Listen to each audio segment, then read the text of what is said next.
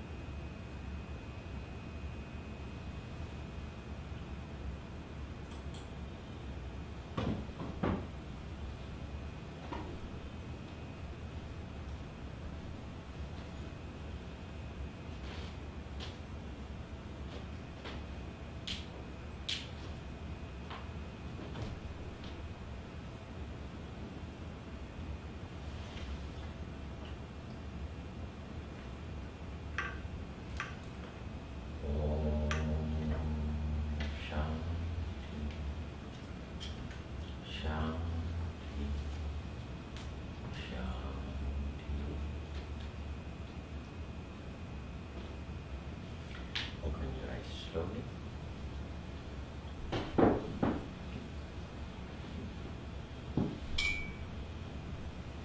Namaste. So I'm putting a video with a satsang that is good for the ones that are doing the weekend course, but it's also good for those, for everybody. Because it is a generalized experience, or an experience that many people live. I don't know if to say, like Guruji used to say, 99.99999% of the people live, which is they experience, we human beings experience life as problematic. You know, we experience life as problematic. In fact, most of human beings wake up thinking about the problems.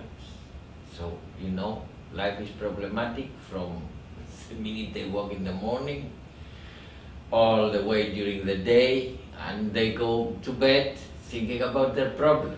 So we have the experience of life being problematic.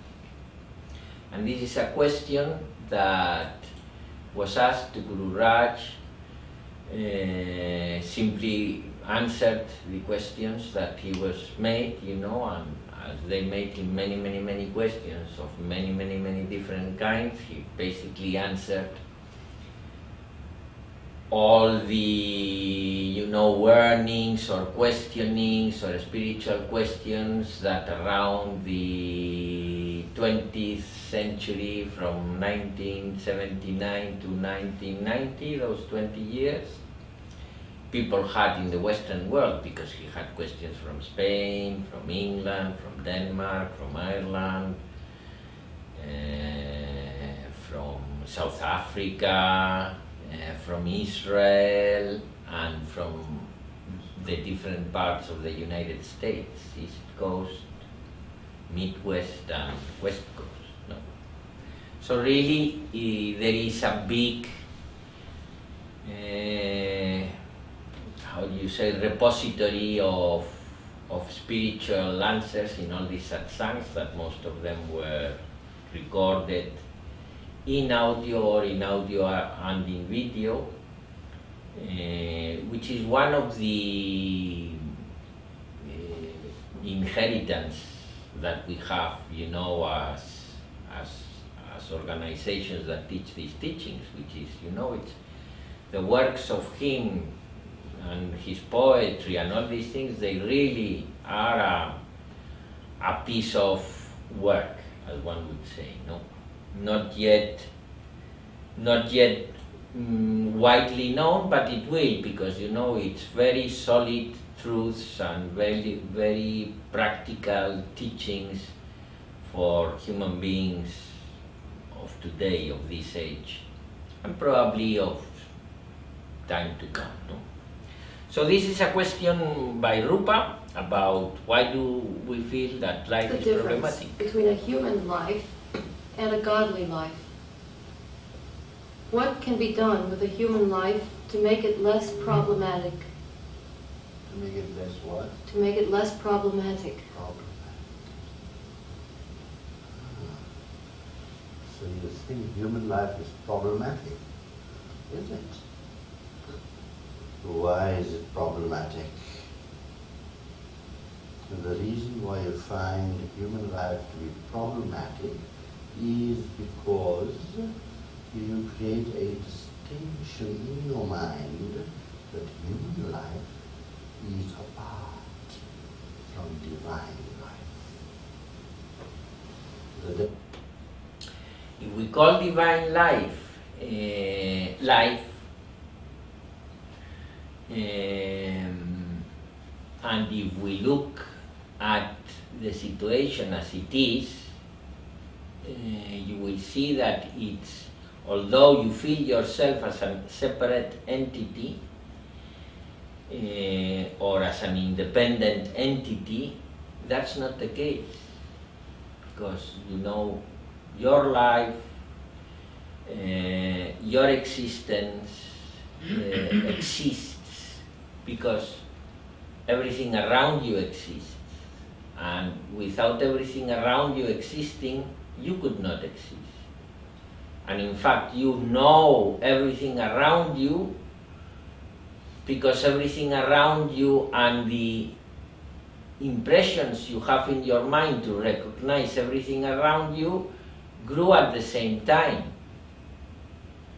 You know, when you came, when you were a little boy, a little baby, you had no impressions in your mind, or you came with blank impressions. And you start receiving impressions, you know, like the example I was putting yesterday, you came, you know, complaining, so you were crying all the time, and your mother holded you, and so you created the impression, if I complain, you know, they take care of me, and that established a behavior that made you surround you from other people that would, you know, be attracted to that particular patterning, and they created new impressions in you because what you know of the outward world is only the previous impressions that you have of the outer world. Without senses, if you had born without senses, you would know nothing about your life. You would not know your mother, or if it's day or night, or if time goes by. You know, the senses are the ones that input information, create impressions, and you in fact recognize things because you simply ascribe a previous impression to something that is happening outside. So you are completely integrated in everything that is happening. I mean, you couldn't exist without oxygen, you couldn't exist without lettuces, you couldn't exist without the rest of what is existing. And in fact, you don't have an independent existence. Your existence is intertwined in existence itself. So we consider ourselves as a separate entity, and we consider that we are small in the sense that, not that because we think that we have, because we all have big egos, no, but we consider that we are vulnerable, that the exterior world, everything around us, could, you know, finish with us in any moment. It's a kind of fear that you know that the exterior is dangerous. You know, it's like an old patterning that probably comes from the cavemen. You know, out there is dangerous. You know, and anything can happen to you. And in that sense, we feel little. We feel incapable. We feel, you know, vulnerable for that respect. And that is the main question, that is the position where we all start, and this is the answer of Guru Raj to these circumstances. Today when man realizes that human life is none other than God life, there will be no problems at all. Problems only come about because your mind tells you all the time, because of previous patternings, that my life is human and insignificant and of no value, while that which has value is the divine life. Now that is the greatest fallacy perpetrated upon man by all kinds of theologies throughout the ages and throughout the world. If theology had not become a business and had to start off with the central principle that man, you are divine, and would have trained you over these thousands of years that have passed, that man, you are divine, your problems would have not been there. So we have been trained, and this means that we have inherited those patternings from our parents, that inherited them from their parents, that inherited them from their parents, so it's a deeply implanted, rooted patterning in which, particularly in the Western society, and it's kind of ridiculous, but you know, if you are good, you can be good or be bad, you know, and there is a judgment waiting for you. So beware. Beware, because the judgment is serious. If you've been bad, ISIS is just a joke, eternal damnation. If you are God, you go and sing hymns with God to the heaven. And I have the churches of this situation, the keys for this situation, and look, it might sound ridiculous, but for centuries, hundreds and hundreds of thousands of people still today believe those kind of things. So we've been trained to be, you know, separate from God, depending, you know, to be fearful. We've been trained to be fearful because, you know, the punishment is there, you know, the devil is there, awaiting you in every corner. So we've been trained, probably, as Guruji says here, it's a little bit political by the people in power, because they like to have you under control, you know. What are you? You are nothing but a puppet. And the strings are pulled by the people in power. And if they don't pull strings, they would not have the business that they are conducting. I was saying in some satsang not so long ago, somewhere in America I think, that the two greatest businesses and the richest companies in the world is the church and the insurance company. The church promises you heaven and salvation after you are dead, and the insurance company promises you a lump sum of money after you are dead.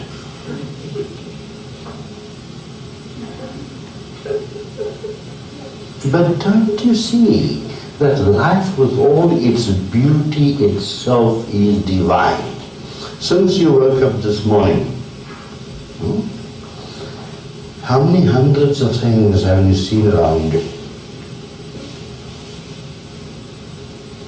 And tell me very honestly that out of the hundreds of things you have seen around you, From the time you woke up this morning till now, has your mind ever been led by itself to that which is divine? No, you haven't. You have only viewed life according to your own personal perception. And being so channeled and so limited, your perception and conception of everything around you had only what you regard to be of human value. Which means that as we look at life with those kind of like what they put to the horses, you know, regarding everything, you know, putting ourselves in the center of everything that is happening, and regarding everything to what we think it's of value for us, we miss the whole thing of what is happening. We are so worried about our little conceptualized I, which is a conceptualized I, with non-real existence, that we miss the point of what's going on around you. We miss the point of all the beauty around you. We miss the point of realizing that in reality we are part of this movement, you know, and literally we move as the leaves in the tree. You know, we move because the winds that move us, that are not exactly the same ones that move a tree, but the winds, the more subtle, you want, psychic winds that move us, you know, move us as it moves the leaves of a tree. And that's why, you know, we teach the Good Morning Day practice, you know, so that you start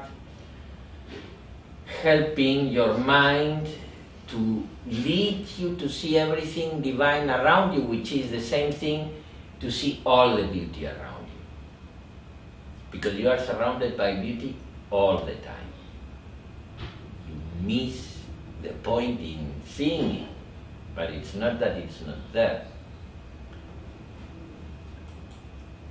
The human life. Yet, just a slight little depth in the mind that you function with, you will see that human life is not apart from divine life. That you are divine. Everything you perceive is divine, and the very organs of perception is divine itself, for the object of perception and the subject of perception and the act of perceiving, they are all but the same. Without the subject, the object cannot exist. Without the act of perceiving, the subject and the object has no existence. So, life itself is divine. Life is divine, and when we talk of free will and divine will, we create distinctions again and again and again. There is only one will, and that will combines what you would regard as free will and what you would regard as divine will. For what is your free will actually? You think you're free? Really free? You are not free. You're in total bondage. There's not a single part of your body or your thought that you can really control, and you say, I got free will. Your heart beats away, the blood circulates in your system, all the billions of cells are operating to keep this body together and functionable. How much of it are you controlling? And what right do you have then to say, I have free will? Within a certain context, you can say, I have free will. I'll walk down the 3 flights of stairs, or I shall take the elevator. Free will in reality, although we think it's something like that, we only exercise it in mundane things. Because when is it that you make choices? When is it that you make choices? You make choices every day in things like that, mundane things. Shall I go by car to the supermarket or shall I walk? Shall I take the elevator or shall I go by the staircase? Shall I go to this shop or shall I go to that shop? Big decisions. How many big decisions you make in life? Like, shall I buy this house? Or shall I sell this house? Or shall I marry or shall I divorce? How many times you've been married? You've made such a decision. So, you know, those big decisions simply are, at the end it's not even a decision. You know, things just flow in a way that it happens, one way or the other. The fact of selling the house or divorcing or marrying. And when you make the decisions, the everyday mundane decisions, shall I take the lift or shall I take the staircase, you might think you are free, but what are the factors operating in your mind so that you make that decision? Maybe you are watching TV all day and a program that tells you, you have to be fit, you have to be fit, you have to be fit, and you have believed it. Because, you know, attachment bondage thinks it is free. You know, a supporter of the Nats, that is the champions, the Nats they call them, the Nationals. A supporter of the Nationals will tell you, I am from the Nationals, like if he had made that choice. He has not made that choice. He simply was born in Washington, and his father was a supporter of the Nationals. He might have been born in, what's the one that competes with them, which is the... Who was playing them? I don't know, the Yankees in New York, or whatever, I don't know, the teams here, no? It would be like Real Madrid and Barcelona in Spain. You know that, you know, if you are born in Barcelona, well... But when you say, I am from Barcelona, you leave it as if it was your choice, your free will choice. No. Bondage thinks it is free, but it is not. That's as far as it goes. In total mundaneness. But now you tell me, what made you decide to take the stairway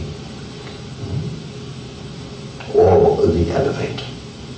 What element has been functioning there that made you decide the stairway or the elevator? Is it a power which is beyond yourself, or is it a power that is within yourself?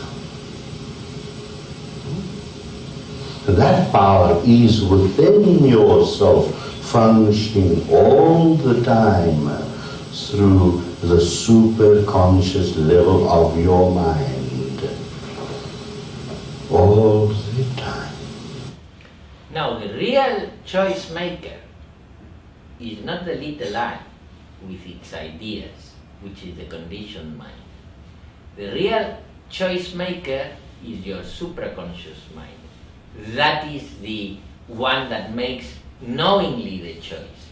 Even when it chooses, we will call it it, even when it chooses that you do the wrong thing. Because he likes a lot the jokes, you know, and he says, let him get into that math. There is a good lesson for him, you know. So that's the real choice maker.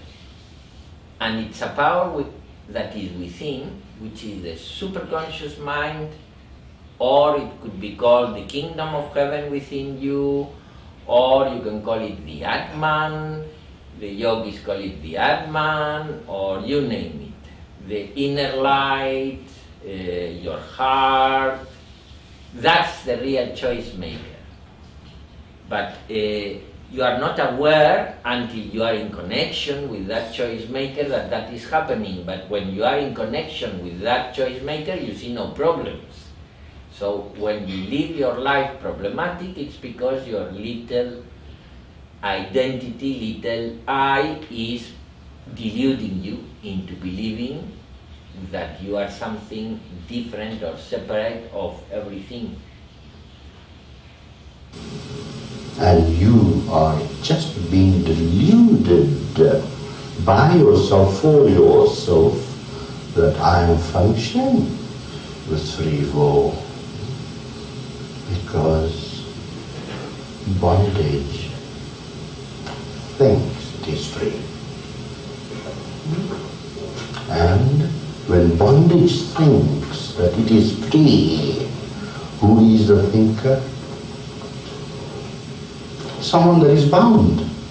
So how can you even think that you're free when someone does cheat? And we say life is continuous.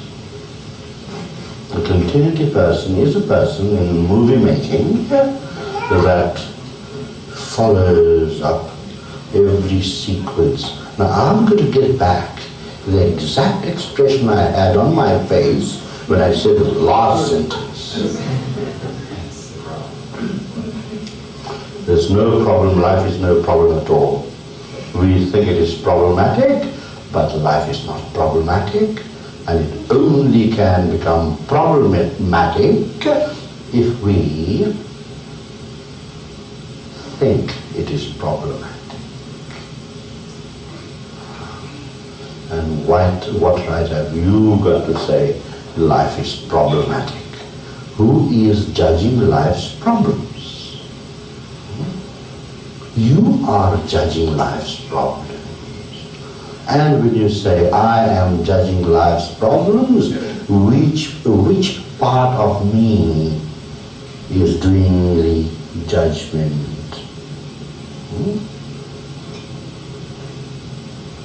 The higher level of your mind? Yeah. Because at that superconscious level, there's no problem. It is the conscious level of your little mind, and even Einstein could only use 8% of the mind. I think it was a bit less. People like to exaggerate. Only that little percentage is analyzing your entire lifestyle, bringing in the discrimination between a life of divinity and a life of humanity. And then, because of this very dualistic approach, one finds problems. So what do we do to get rid of problems? We go to the approach, we go to a monistic approach. That I and my Father are one. We use that approach in every situation, and what will result by using that approach in any given situation would be this, that I am not the doer, He is the doer. This is a way to discipline your thoughts also. to approach any situation from that perspective, you know, you are discarding somehow the stupidity of the little I. You are just surrendering and you are saying, I'm not the doer, you are the doer, you know. So, you know, I am here, and if you are in front of an action, you perform action. You are careful with your thoughts, you maintain the balance, positive, negative thoughts. You are truthful with yourself, truthful with the rest. You are honest, and you let him do. And you will find out that you can flow very, very easily with that thought, approaching every situation with that thought. I and my Father are one. Instead of I am separate from my Father, or I am separate from divinity, I am one with divinity. You start repeating yourself that. We've been repeating the contrary for many, many years, and for many, many lifetimes, and for many, many generations. So, you know, you need to repeat it many times. It's not the first day that works, but repeat it times enough. Every time you repeat yourself enough number of times, manifests, no? So instead of repeating yourself, I am an asshole, you repeat yourself, I am one with my Father. And approach every situation, in every circumstance, from that presence. This is also practicing the presence of the God, which is a typical Christian practice. And if he is the doer, who the hell am I to complain about it? Because your very complaint is the problem.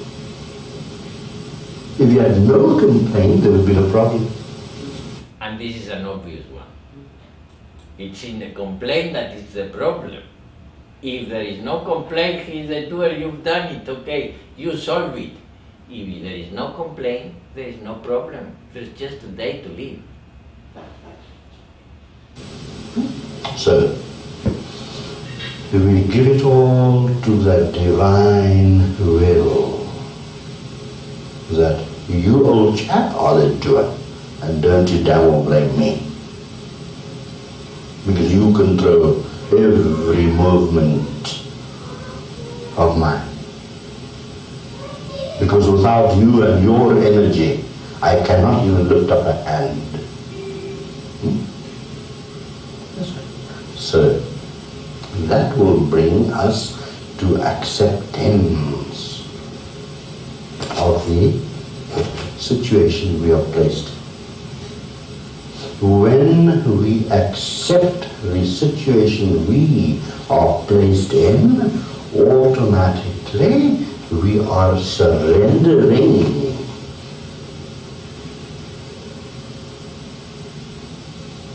We are surrendering not only ourselves, but also surrendering what the mind thought was a problem. And once you surrender the problem, how can there be any problem left? You throw it out of the window. Right. So, I am not the doer, he is the doer. Because he is the doer, I accept the circumstance I am in. Because I accept the circumstance that I am in, I surrender myself to the circumstance. You don't need to surrender yourself to God if you don't believe in one. Just surrender yourself to the circumstance. So, acceptance and surrender go hand in hand. And when they go walk hand in hand, there comes about a sacrifice. when you surrender yourself completely to circumstances, because you have accepted them as his doings, and you just give yourself off completely to your circumstances, which is not what you think in your mind that your circumstances are. Your circumstances, the real one, is the day you have to live. Because what you imagine in your mind that your circumstances are is just something that exists in your mind.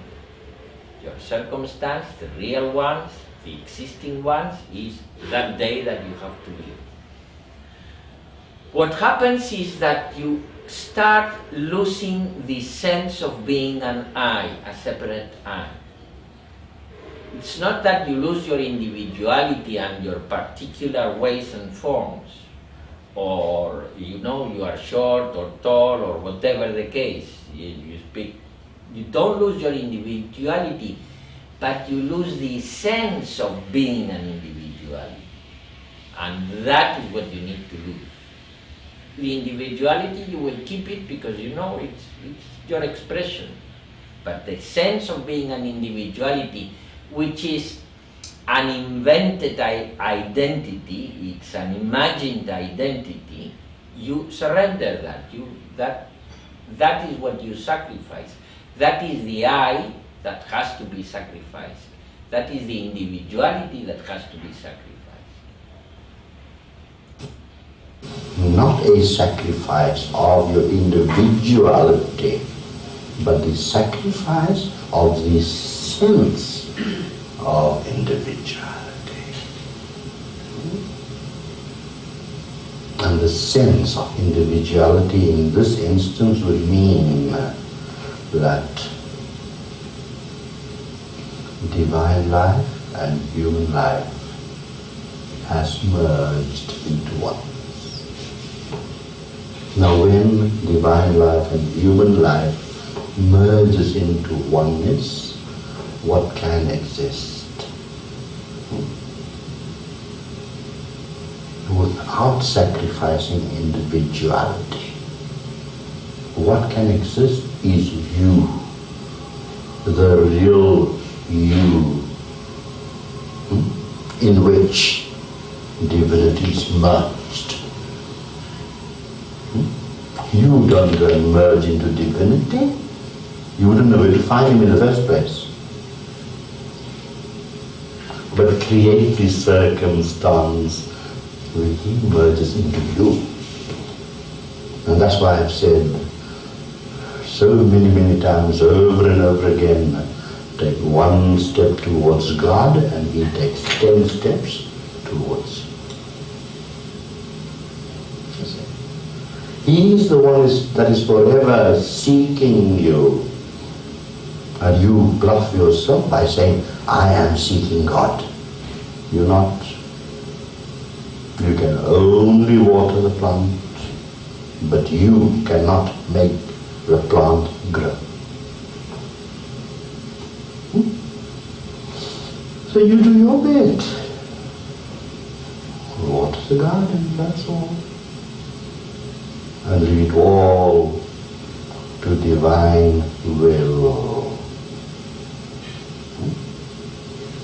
Because what do you water the garden of life? It was very little, really. It was very little. You don't need the whole ocean to water that little garden patch which you call your little life. A couple of buckets of love. That's all. That's all. Love filled with sincerity. Love filled with honesty. A feeling when you look into your beloved's eyes, you melt away. And you can feel that deep love. And this very feeling has nothing to do with emotionalism. This feeling must become yourself, the totality of yourself, which does not create a feeling, but you become the feeling. But what do you feel? You feel that? And it's so easy. That is why true spiritual masters are there. Their buckets, which they give you, have holes that are plugged. And they say, fill the bucket. And after you fill the bucket, just take out those few corks or whatever you call it in this country. Those plugs. That's all. And you just walk around the garden, holding the bucket in your hand. Huh? It becomes lighter and lighter.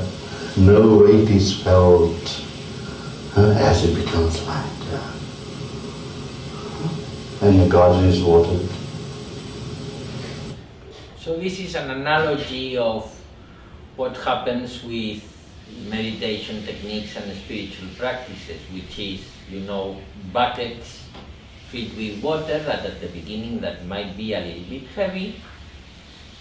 But as you walk around with the buckets, they become lighter and lighter. You stop feeling any weight, and you are, how do you call the water in your garden, so that the flowers grow. So that's an analogy of what is to practice a spiritual discipline, which is a discipline that you have to apply in your life, and for that respect, it might be a little bit heavy at the beginning, but it becomes lighter and lighter till you stop feeling it, and your garden is watered. So what does this mean? Does this mean you do not force yourself to love, but love becomes life itself? Love can never be forced.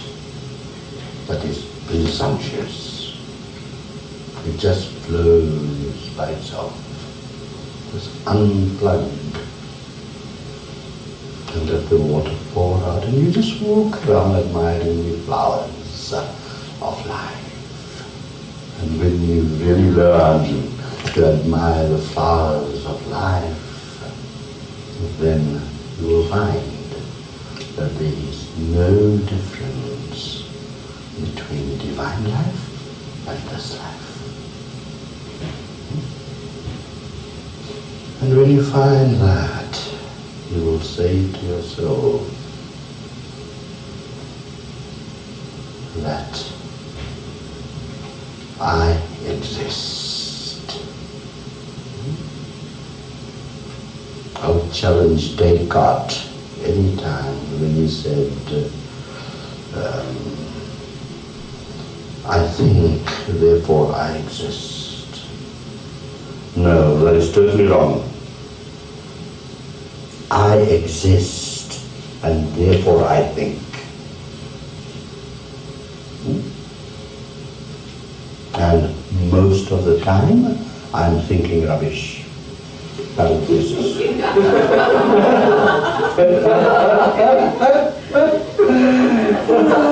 I am thinking rubbish 99.9% of the time because I'm separating myself from my Father, where there's no separation at all. I come from his sperm and I'm still part and parcel of the same sperm. I'm not separate from my Father. So, when we start thinking, and that is the tool we have, apart from other tools that do other things that require no thinking, but with the thinking tool we have, we can get, why are you smiling? But that thinking tool we have, we can use it usefully. thinking that I am apart from divinity, use the same thought to say that I am one with divinity. No extra energy is required. That very thought will unpattern all the previous patterns in your mind. When you feel that deep intensity and become that feeling yourself, that I and my Father are one, you will view life from an entirely different perspective. The first things that will happen is this, that you will rid yourself of anxiety. You will rid yourself of insecurity. You will rid yourself of a feeling of inadequacy. And the greatest thing that you will gain is a total, natural, spontaneous flow. You just need an F to change that low into flow. Just an F. F. It's all you need. So stop this nonsense, fooling around with other kinds of F's and buggering up the mind. Add the F to the low and flow. You don't even need to grow. You're fully developed inside you as you are. You just need to unfold. And unfolding means be naked. Throw away all the fancy trappings of the mind and be in the presence of the Father, totally naked. In other words, it means that you have nothing to hide. Every part of you is divine. And to approach divinity when you are still in a dualistic frame of mind, it will make it much easier for you to know that I am naked but not inhibited. And all my nakedness, which means sincerity and honesty, I am in the presence of my Father.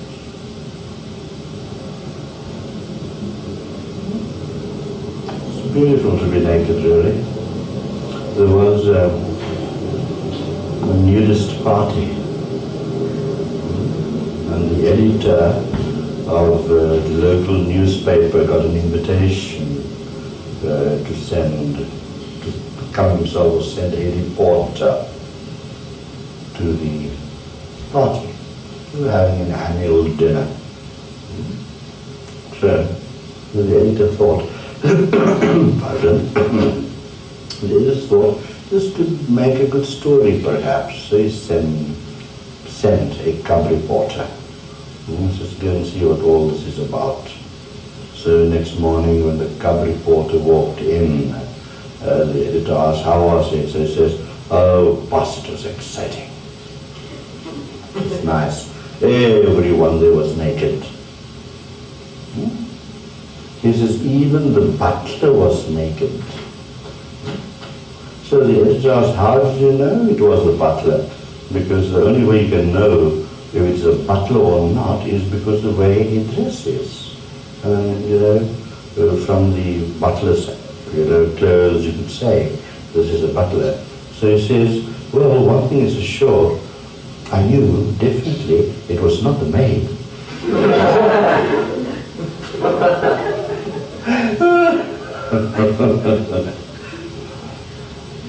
Music. This reporter was flowing quite well.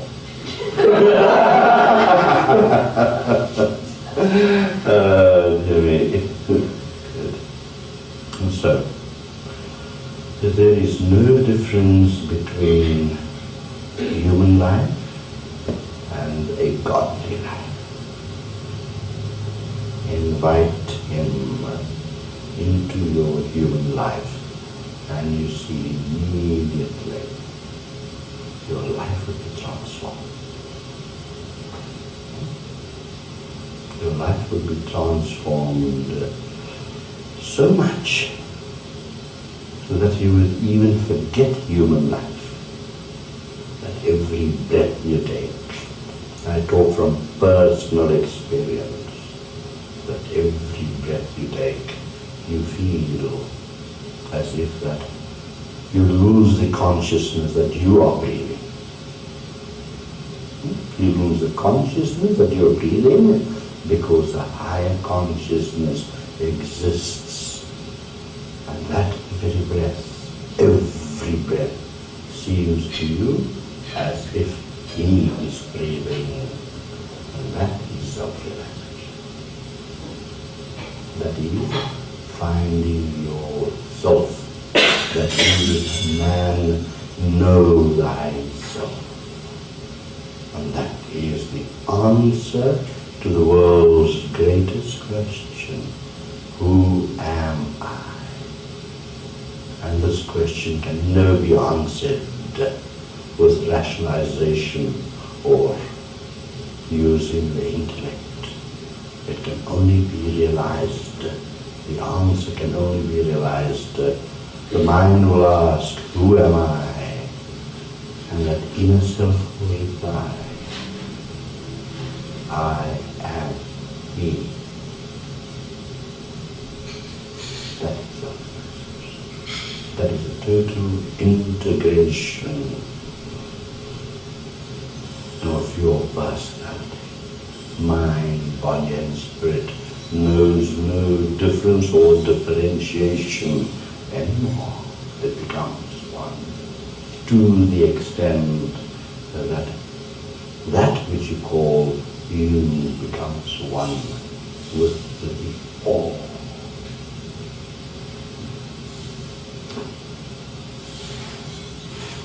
And when you become one with the all,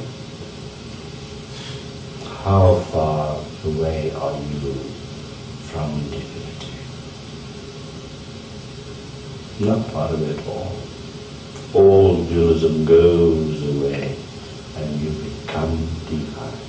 When you become divine and have that realization, life does not remain problematic. Actually, there are no problems at all, but your mind bluffs you into thinking that there is a problem. For in every adversity, there is a wonderful opportunity. As a matter of fact, there is nothing adverse at all. Everything is opportune, in tune with all existence.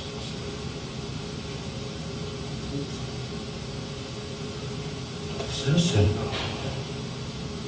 So simple. Just a redirection of one's attention.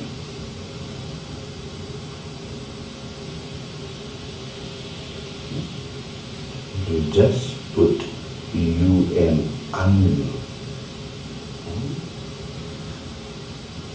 before the problem. Attic. Problems disappear in the attic. That's where they belong. Not while you're living and breathing, smiling and enjoying life. For that is your true nature. That's the truth. That is the life. That is the life.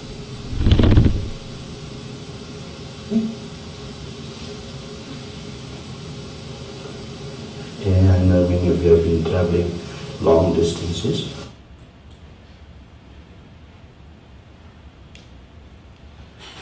So, before we go to lunch, questions, commentaries?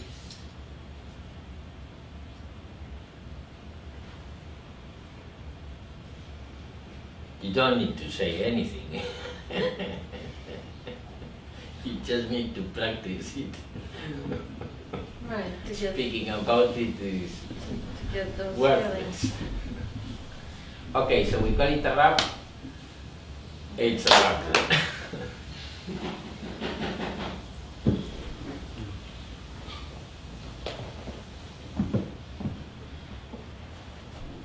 He loves to laugh at his own jokes, but he cracks himself up. Yeah, I will. Well, that butler story was pretty good. It was funny. No, that was funny. But all his sad things when he says a joke, he laughs so hard.